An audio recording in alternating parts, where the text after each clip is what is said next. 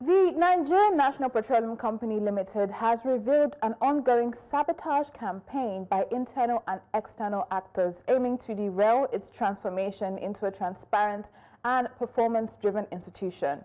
In a statement signed by the management, the new leadership under Bayo Ojulari, who recently succeeded Kyari as Group CEO, accused saboteurs of spreading misinformation to discredit reforms. NNPC described the efforts as calculated attempts by those threatened by accountability and transparency. Despite expected defamatory attacks, the company reaffirmed its commitment to continue restructuring in line with President Tinubu's anti-corruption mandates. Joining us now is Associate Director, Oil, Gas and Power at Andersen Nigeria, in person of Temitope Kolade. Good morning. Good morning, and thanks for having me. Always a pleasure. Now, let's begin so much around NNPCL. This statement released last Friday. Does this have anything to do with the 10-day ultimatum that the Senate has issued to the NNPC, or where do you think this is coming from?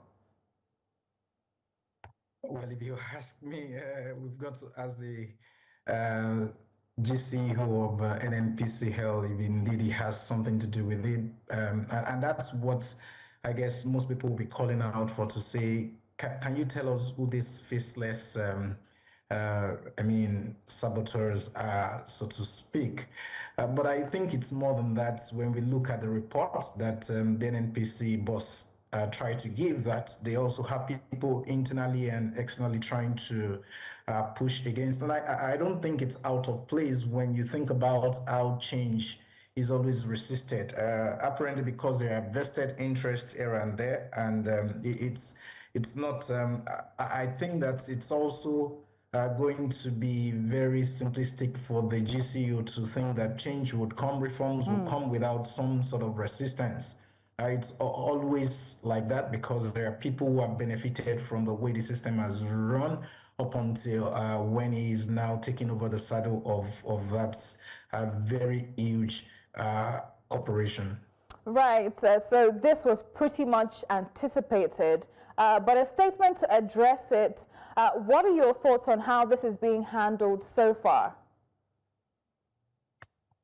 Well, I think that NNPC, in a sense, is trying to handle it in a very good way, I would say, because one of the things that we are seeing from the new NNPC, if I must call it that, is that they are now giving us reports. And just like you said earlier, we had the monthly report for April. They have been able to show consistency by also giving us the report for May. The fears at the beginning was whether they will be able to continue in that trajectory of giving monthly reports. And this is a shift from what used to be. I guess that one of the things that Nigerians should be able to appreciate with this is that there is a bit of more transparency and they can begin to ask questions.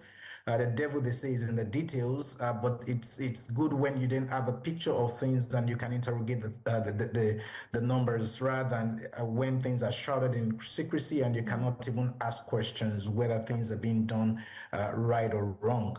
Indeed. So they're pressing on with transparency, especially with the monthly report. But do you see what they call fabricated reports, misinformation? Do you see it impacting investor sentiments in NNPCL in any way? And what other strategies or controls do you think that Ojulari's team should do to strengthen and insulate NNPC from future sabotage?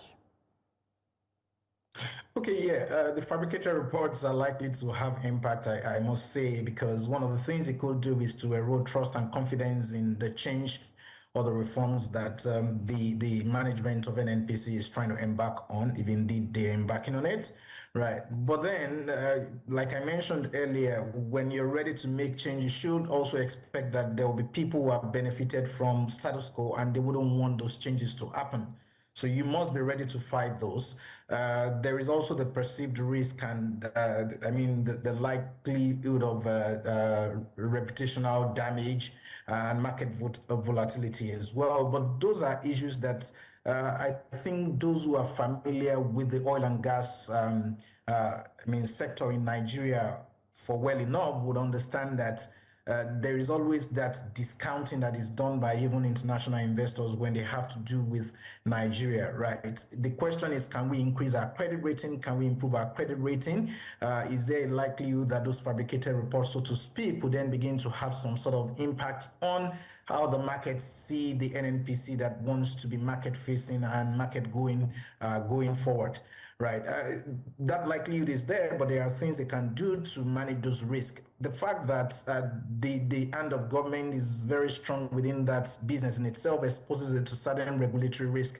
And so every investor will think about those in whatever they want to do with it. And so it's then important that going forward, they try to manage and balance those. There are good sides also to the extent that you can get some sovereign support from the presidency for a particular corporation, and that should count for something if the NNPC CEO will take that on board and will use it to get the organization going. What are the things that they should do?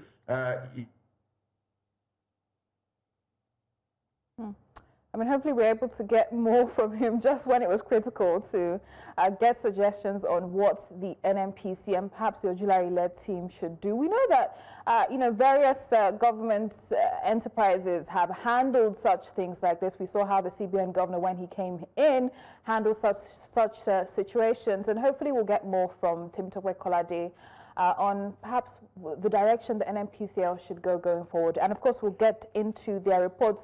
Temitope Kolade, are you with us now? Yes, I am. All right, you were just about to get into the meat of the issue, right, and what the NNPCL should do, considering they have the president's full backing.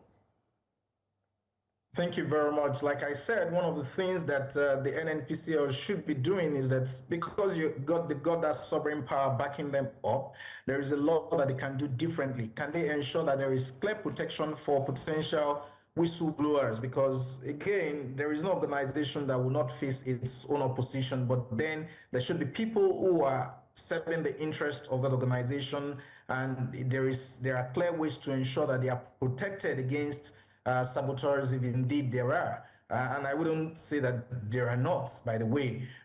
Also, I mentioned that if there are things around sensitive information and, of course, data, they've got to find ways to protect those. And whatever information that is being pushed out is also something that has been clearly checked and confirmed. Now, one of the things they're doing is that they're giving us monthly reports. How are we sure that by the end of the year, and of course, they've kept telling us that they are unaudited, but how close are they to audited numbers? How much will the audits reveal in terms of discrepancies? Typically, there will be discrepancies between the management account position and the audited account position, but we don't expect that to be far apart. We don't want those to be so significant. That's how, of course, they will be able to gain the trust of people. And it's really about having strict internal audit and compliance functions to ensure that there are no conflicts of interest, and the information that is being pushed out are close to very being reliable and audited numbers. And I mean, to err on the side of naivety, what would you say such saboteurs would be aiming to achieve, right, by running these campaigns and this coordinated sabotage campaign? What would you say that they're trying to achieve here?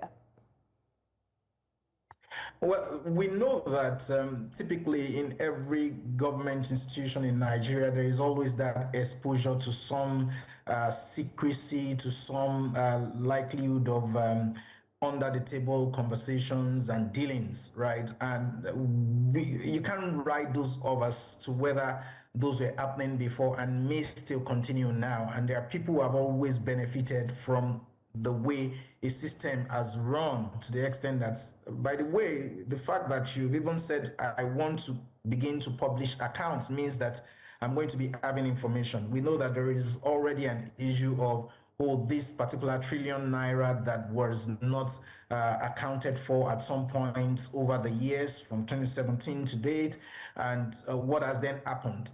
Again, people who were invested in such sort of numbers and are finding it difficult to explain are going to try to push back to say, why are we even disclosing this in the first place? One of the things that accounting reports will make people do is to scrutinize and to have questions and criticize and critique the numbers, right? And some people would say we haven't been publishing this much as well. We've not been publishing these details before, and we do not think that that much should go out. And you can imagine that there are people who have benefited from running things solo and then very, very shady and not making things very clear to people. So there are benefits, I would say. Maybe there are not benefits that we can pinpoint directly, but you can imagine that within the oil and gas sector, there are people who lift. There is the number of lifting that is done. There is the number that is disclosed, and you can begin to go granular into details. Like I said, the devil is typically in the details, and once you publish something, people want to hold you to it. They want to ask further questions, and some people don't want such activities to happen, right? So I will think that that's really what they stand to gain from continuing to benefit from the old order. Indeed, they call them the cabals. But let's get into it. We know that the board of NNPCL has changed. There may be those who call for a complete overhaul, right? Beyond just the board. We have seen other government enterprises. We saw how Cardoso handled the CBN and the mishappenings in the CBN. Do you think that there should be calls for, you know, an overhaul of an NPCL completely beyond just a change of board management?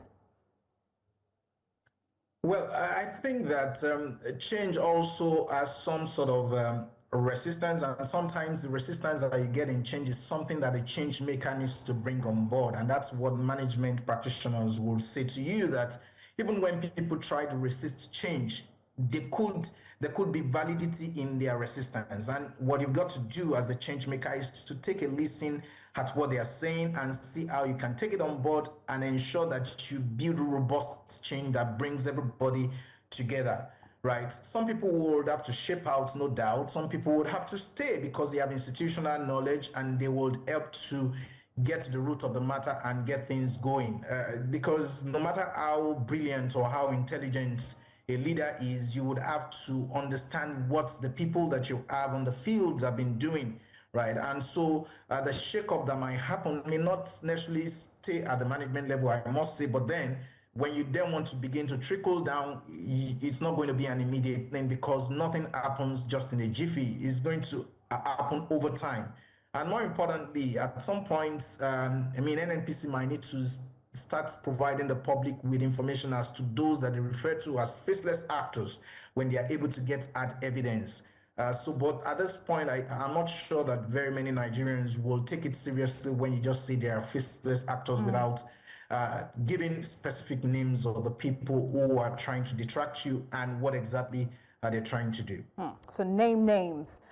Basically, we know that Ojulari definitely has his work cut out for him, trying to institute change and it being met with such resistance. It'll be interesting to see how he goes forward with this. But as you have highlighted, this in some way, right, the misinformation, the sabotage could affect investor sentiments and perception of the NNPCL and its management, especially as they press ahead to be, at some point, whenever that will be, listed. That's if at all, although, yeah, the PIS says that they should be. So what do you think the NNPC can do to rebuild trust, right, of, you know, those looking on, the potential investors in NNPCL? Well, if NNPC must rebuild trust, they must think about the fact that there would be need for clear policies on conflict of interests.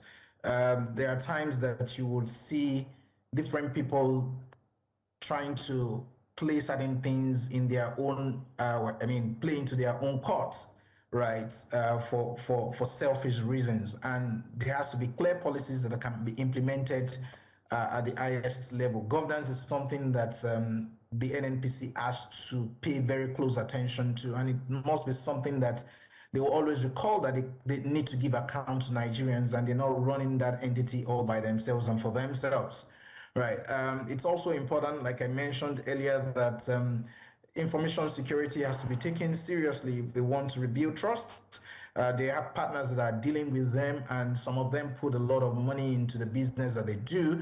There are operators and there are people who are just lessees or concessionaires on the oil fields, and they want to trust them as much as they want their business to move forward. And so they must ensure that the systems that they have also allow for those. If they're going to be people to be appointed to serious and sensitive roles, there has to be proper vetting before they appoint them. Proper background checks have to be done to ensure that those occupying sensitive positions and dealing with confidential information, they are people that are trustworthy, they are people that have high integrity as well. But on the overall, I think that to build trust is also ensuring that performance is being monitored and that they are clearly reporting those and there is proper accountability to the people who are shareholders. And I think Nigerians altogether are shareholders in that company as it were today. And even when they decide to go to be listed, they will still have Nigerians who are participating, who are interested in how that business is run. So reporting to them and monitoring that reporting will be very important as a way to build trust with investors. Right. And let's also talk about a spokesman, a new spokesman. Are you in support of that? Well, I think it's long coming. If you think about it, there's been informations and counter informations and misinformations, and it's only important that at this point, when you have a particular order, it appears the old order is gone, and Nigerians should just expect that we'll begin to find something new. It's again, I think it aligns with one of the questions that you had asked earlier. You begin to see some shaping up of the system, and things will start taking a different shape because someone else is at the saddle, and some other people had worked with a different leader at some point, and so you can imagine the place of trust, the place of loyalty, and the need to maybe build an altogether new team, and that's probably what we should expect over time. Right, so changing company policy and culture shift, we'll see how that all pans out. Before we let you go, the reports, they've been consistent, at least 2 months in a row now. May's report from NNPC is out, the monthly report for May 2025. Profit after tax is up 14%, if I'm not mistaken. Crude oil and condensate production is also up marginally. I mean, what does this reflect for you? Well, I think what I will take from this for the most part is the consistency that we are even getting the reports. And as I highlighted earlier, it's important that NNPC does its internal checks before they come up with these reports, because Nigerians will be interested in how these reports align with what will be published at the end of the year, right? Because whatever you build up during the year is what culminates into a single account for the rest of the year. This is quite unusual, and the fact that they're even making Nigerians to see this is also very important. What they are saying to us, what it depicts is that, oh, this is just for a particular month, right? They've not said to us that it is as at May 2020, 31st May 2025. If it was as at May 2025, it would mean that, oh, this reflects the activities up to date. And so if you also do a bit of comparison, what we see is the revenue has increased, like you mentioned earlier, the profit after tax has increased. There is a marginal increase also in the production figures for both crude oil and natural gas. And that's to maybe say that there are improvements in the way they run in the system. What we would expect is consistency, improvement, and more importantly, that the set goal of increasing production of crude per day actually ticks, right? And they've said to us in the past that they're going to be investing a lot into refineries, and the refineries will begin to work. I will think that Nigerians want to see that happen as well, because it serves the interest of every Nigerian to see that those refineries work, and then we're able to get the benefit of being a resource-rich country. Indeed. I'll monitor all these indices and more. And again, like you said, consistency is key here. Thank you so much for joining us, Temitope Kolade, Associate Director, Oil, Gas and Power at Andersen Nigeria.